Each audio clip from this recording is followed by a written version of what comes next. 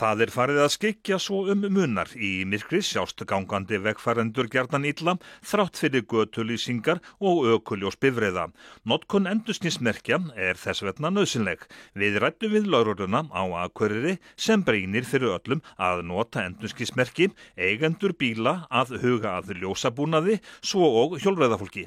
Það er mikilvægt fyrir þá sem eru gangandi og svona út í umferðinni að vera sýnilegir með endurskinsmerki og passa sig líka bara að vera ekki alveg kannski í dökkum fatnaði og svoleiðis, svo krakkarnir og svoleiðis. Og þeir sem eru náttúrulega á bílunum náttúrulega veita sérstaka athygli þeir sem eru bara í umferðinni því að maður sér náttúrulega miklu verð. Það komið myrkur og kannski bleita og bara myrkur orðið mjög svart. En hvað sýnist þér þegar þú ert að fara bæinn? Eru endurskinsmerki, eru þau algeng? Eru þau notuð? Krakkarnir sjást mjög vel. Það alveg heilu skólatöskurnar og heilu hanskarnir og úlpurnar sem eru bara eitt endurskinsmerki. Þannig að ég held að yngsta kynslóðin sé í góðum málum á leiðinni í skólann. Það kannski aðalega unglingarnir og fullorðna fólki sem að svona minna. Svo eldra fólki komið í vesti og svona þeir að fara í göngutúra. Þannig að það svona þessi miðja sem að kannski vantar að vera aðeins sýnileg. En það ekki einmitt fullorðna fólkið sem á að vera fyrirmynd barnanna? Jú, það ætti að vera það. En hvað þýðir það að vera með endurskinn upp á að sjást? Maður náttúrulega sést, ég held 5 sinnum fyrr. Þannig að út að reikna það ef að bíll kemur á ágætri siglingu og munar svolítið 5 sinnum lengri vegalengd til að bregðast við aðstæðum ef að þeir sjá gangandi vegfarendur einhvers staðar. Farið þið til dæmis í leikskóla og talið við börnin mikilvægi þess að fara eftir settum reglum til dæmis að vera með endurskinn?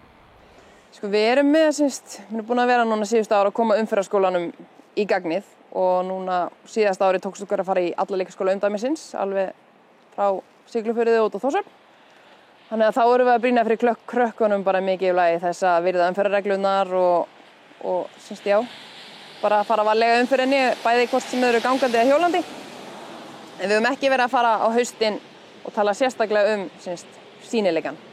Það náttúrulega ætti að fylgjast að, ef þú fer varlega þá ætti að halda því út veturinn. En hvað með bílana, hvað þarf að hafa helst í huga með þá á þessum árstíma?